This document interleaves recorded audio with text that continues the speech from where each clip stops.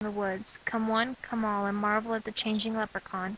Penguins can't fly, so if you threw one off a house roof it would probably be impaled by a garden fence. What a sight and a fright. Child's play is over, the lights on Elm Street flicker off. Can one's death open a path for so much life? Cassidy was a very nice girl. She knew her ups and downs, sadly though she was insane and couldn't find her way around. Ah, but she had all the answers to questions and needs. She even taught Bobby how to properly sneeze. Now, now, said the sparrow, bitter and cold. This story is not about the young lad at all. So I straightened my tie and I slicked back my hair, asking, well, what are you doing here? Ah, spoke the sparrow, brittle and wise, to make sure the story follows the lies. The lies? I asked, very unsure. Just keep on writing, the truth will appear. So I set down my pen to the paper again. The name was Piper, with black raven hair, her beauty unmistakable. No, no, no, you've gone and done it again. What all-knowing sparrow, what have I done? You're mixing up the story with the pun. But, sir, that makes no sense. Nor do you, huh? And the sparrow was gone after thinking about the words he had said. I wondered why no one was dead. My words I write are coming true. The sparrow died, he caught the flu. Oh, what a miserable way to leave. At least there's still you and me.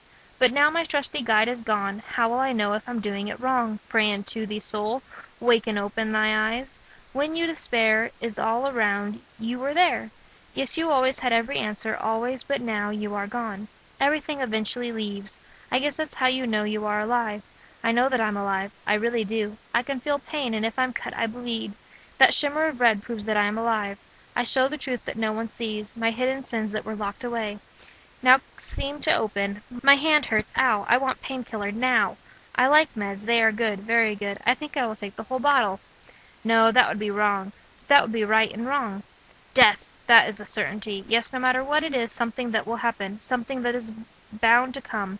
It has to, like the morning sun. Funny you compare something so tragic to something so beautiful. Orgasmic even. Don't you feel the rush? That feeling like you are going to explode any minute?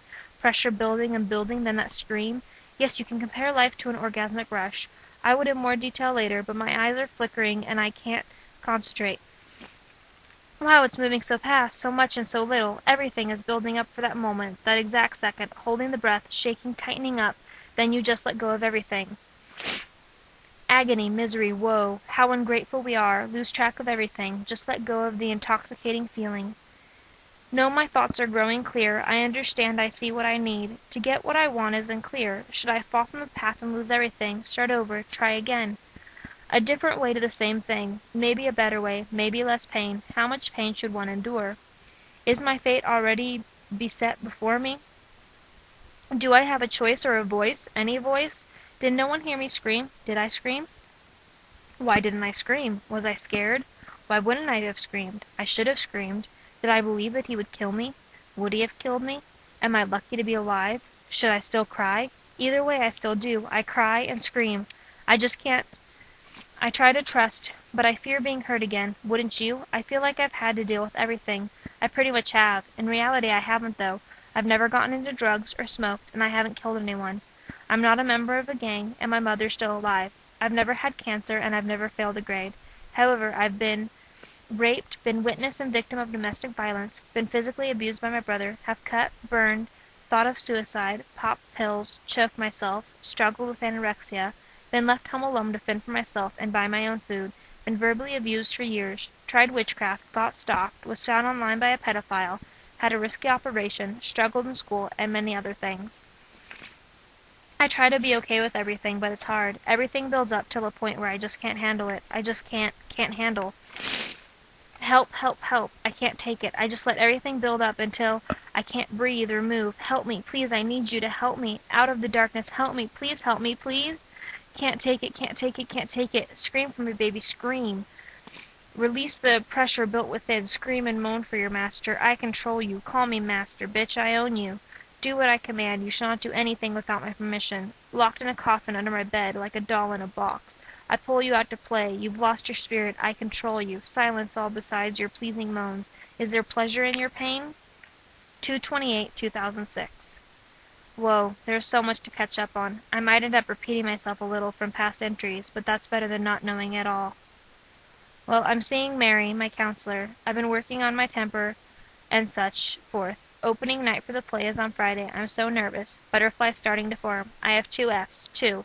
I am supposed to have dropped one because of missing so many classes. The other I am still trying to get made-up work done. This divorce thing is really getting annoying. I got put on pills. Me. Well, I found out I can't go do the student thing in Russia. It seems really cool. Well, I am starting to get sleepy from the meds. Good night. I'll write more soon. Quickly crimson glowing figures glared at me. 6. It was already 6 o'clock. Another sleepless night. It had been 5 days since my body last shut down, roughly 120 hours since my thoughts made sense. Now it was time to start the 6th day. Perhaps I was asleep, and that very moment dreaming that I was awake. This theory needed to be tested. Turning to rise out of bed reassured me that Fred had not moved all night. He was still standing in the corner watching over me like he had said he would. He made it his duty to keep Emily away after she hurt me.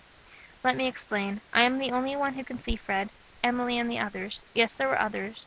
They didn't bother me as much as when I would see blood or giant spiders. The letters on paper were worse as well. They would move around the paper when I tried to read them. So no, the ghost didn't bother me. In fact, Fred was my best friend. Once I was finally out of bed, I moved to my kitchen. You can't feel pain in dreams, so if I can feel pain, I was awake. If I couldn't, well then I was asleep. It took me a while to get to the kitchen, since I didn't bother to grab my crutches and trade for hobbling. The cast on my left leg was becoming a major drag.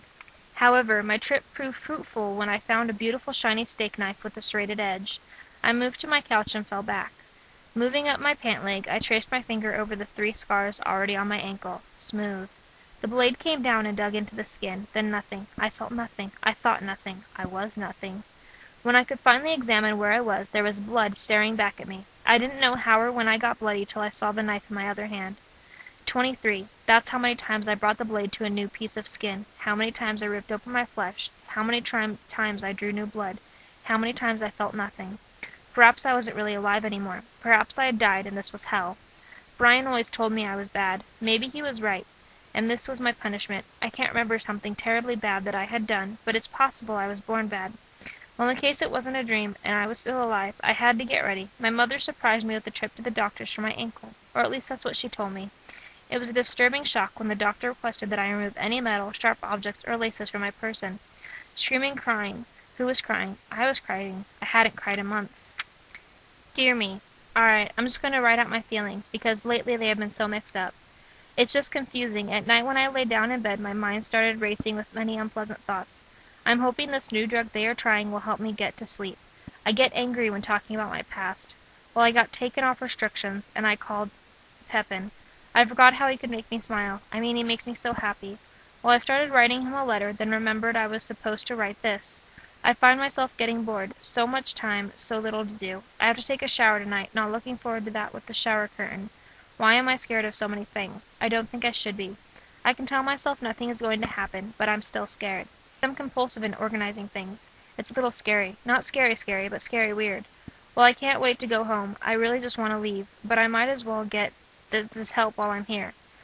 I'm not mad at my mom. I just get protective, so I lash out so she'll stop questioning me. I don't think I realized how upset it made her. I want to forgive Brian, but it's hard with the way things are. I just get so mixed up with how I feel. Well, this is me right now. Sincerely, me. Dear me, I really don't know what advice to give you. You really haven't screwed up much in your life. Well, listen to your mom, 'cause she's probably trying to do what's best. Give your sister another chance. Sure, she's a pain, but that's because of the influence on her. You have to believe that's not her deep down. Be patient. Yes, waiting 2 years can be hard, but if you don't, it will only cause trouble. Always believe in yourself. Never let anyone put you down. Stick with Mary. She's going to look out for you. Keep your friends close. They're the ones that support you. Maybe, just maybe, give your father another chance. I know you've never given up on him, but let him know you're still here. Keep your chin up. You'll be out of here soon. Sometimes God puts you in a place you don't want to be in to help others. Always, always look to God. He's the one that's looking after you. Believe that he will always take care of you, because he will. Everything happens for a reason, so don't let people get you down. You can always rise above the situation. Sincerely, me. So, April 4th, 2006. Finally catching up. Well, the shows went well. I was in a cast, but it didn't make that big of a difference, because my dress hid it, and I didn't need crutches. Well, I was sent to a lockdown because I was hearing voices. They changed my meds, and I am back home with no voices. Lately, home hasn't been fun. I'm tired. Running away sounds nice right now, but then so many things I'm not ready for come into play. Well, I'll write more another time. April 12th, 2006. Man, this is horrible. While I'm in California, my grandpa Douglas died.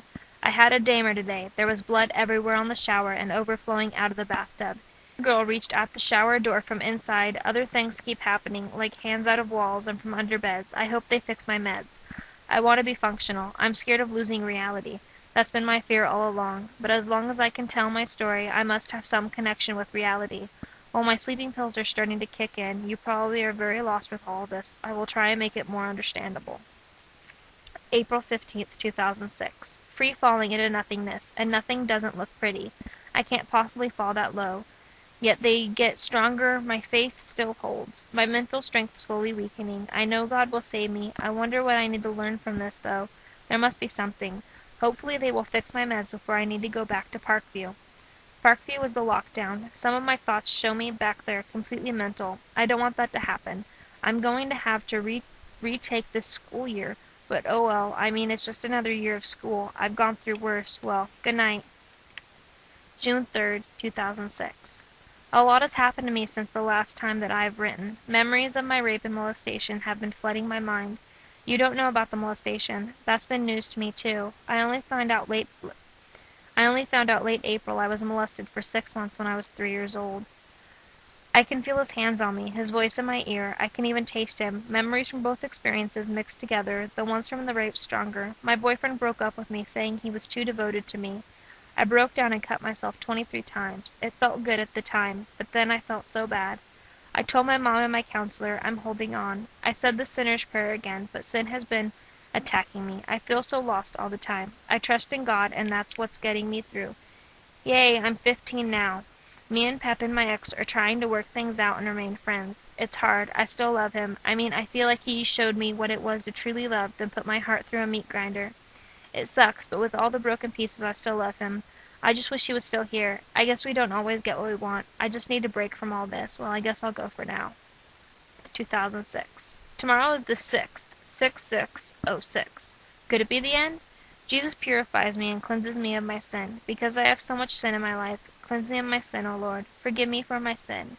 I wish to walk in your footsteps, to walk the path you have placed before me. I wish to only obey your every word. Lord, please purify me. I have sinned knowingly, and I now ask for forgiveness. I love you and wish to be at your side, to find my place in the kingdom of heaven. I pray for those I know who have not come to you. It pains me knowing their fate rests in hell. I pray that you go to them and touch their heart. I am scared. I pray for salvation. I pray that I may be clean and given a fresh slate. I pray to you, Lord, cleanse me. I wish to be clean and serve you. I wish to go to heaven. I wish to be your servant and worship you. I love you, my Lord. You are everything to me. If tomorrow shall be the beginning of the end of the world, I pray to go to heaven and worship you, to fulfill your plans for me. I love you. It saddens me thinking of how the others will suffer. I am sad that my life may be over in one moment. But an eternity with you is worth every minute. I can only imagine the wonders of heaven. Perfection. The only word for the holy place. So many questions will be answered when I came home. A safe place to call home, forever in the wonderful perfect place, forever with you, O Lord.